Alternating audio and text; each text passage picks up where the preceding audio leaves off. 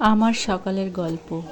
Every day start like this. সকালে ঘুম থেকে উঠে এক কাপ চা, একটু হালকা পাতলা নাস্তা দিয়ে তারপর তাড়াহুড়া করে রান্না বান্না স্টার্ট করে দেওয়া, তারপর হাজবেন্ডের লাঞ্চ বক্স গুছিয়ে দেওয়া, সব কিছুই যেন ব্যস্তময় সকাল কাটে আমার।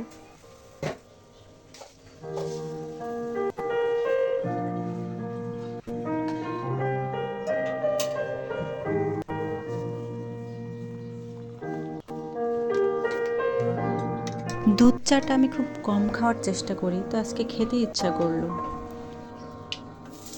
তারপর অল্প তেলে একটা ডিম poach.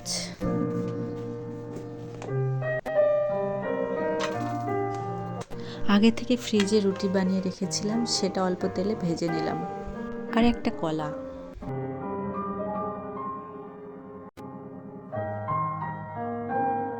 This was my simple breakfast. তো এটাই ছিল আমার সকালের গল্প। সবাই ভালো থাকবেন। আল্লাহ হাফেজ।